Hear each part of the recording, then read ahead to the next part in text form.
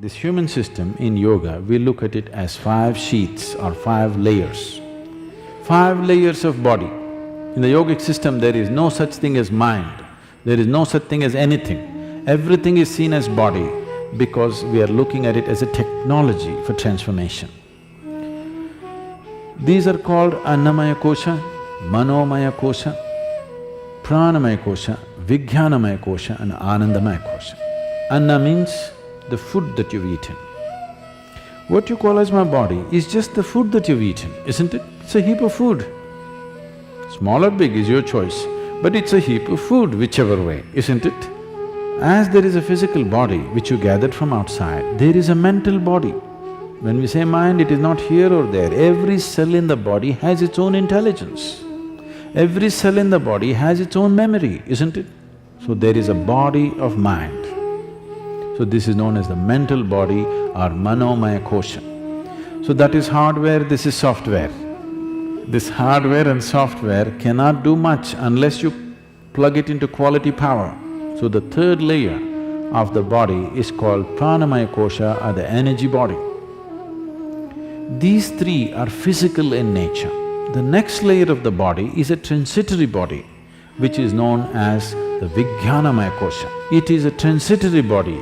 From physical to non-physical, it's transiting. It does not ascribe to any of the physical qualities, but at the same time it has not become completely non-physical either. The fifth one is called as Anandamaya Kosha. In English language, it translates into as bliss body. Bliss body does not mean there is a bubble of bliss inside you. We are calling it bliss body because in our experience, whenever we touch it, we become blissful. So we are calling it bliss body.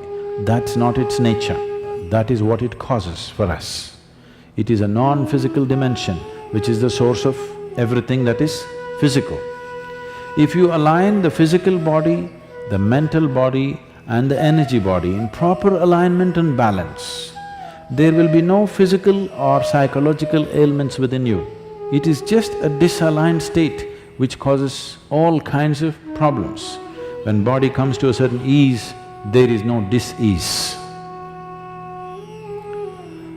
So if you align these things, only then you have a passage, you have a possibility of touching the Anandamaya Kosha, where blissfulness becomes a natural process.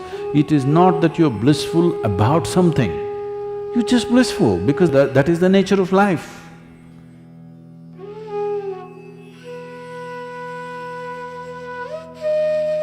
To create health for yourself, there are 3 fundamentals that you need to take care of: food, activity and rest. When it comes to food, one of the most important things that you must be conscious of is, on a certain day when you eat a certain type of food, whatever you eat, you must consciously notice how quickly does it digest and become a part of yourself. Any food that you eat, if it lasts over 3 hours, that means you've eaten bad food and that is something to be either avoided or reduced in quantity. If food moves out of your stomach bag within 3 hours, this means you're eating something that your system can handle efficiently. It may not be the best food, but your system is able to handle it.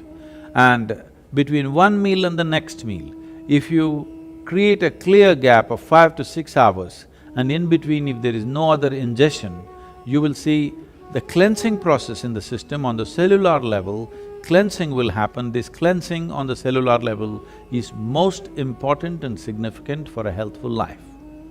So between meals there must be at least 5 to 6 hours of space. If you're over 30 years of age, 2 meals a day, 2 good meals a day will suffice.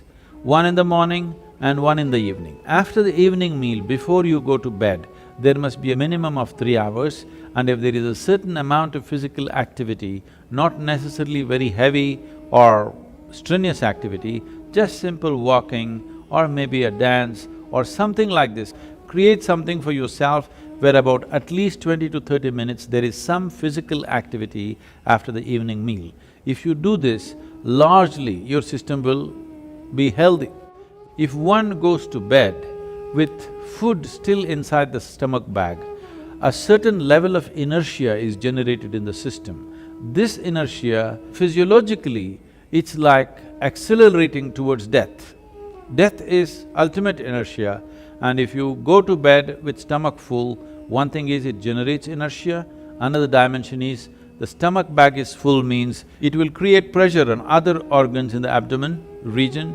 This will also lead to various kinds of health issues.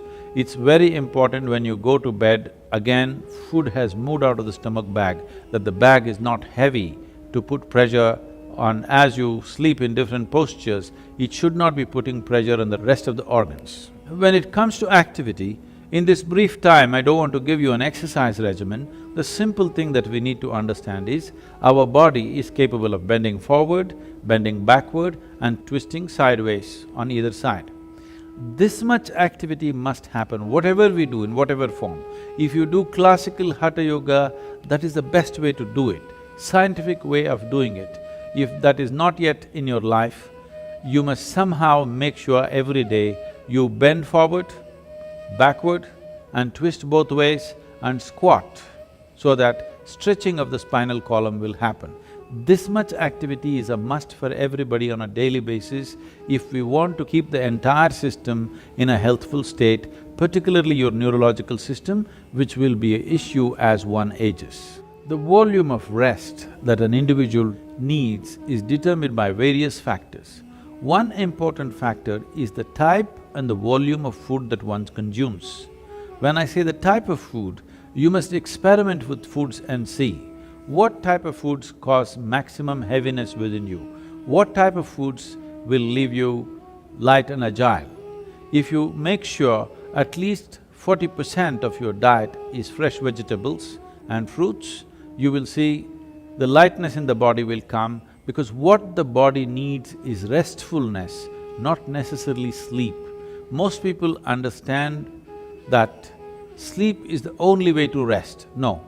As you sit and stand, you can either be restful or in a state of agitation or in a state of inertia. If you are in a lively state of restfulness, moment to moment in your life, the volume of sleep you actually require will come down.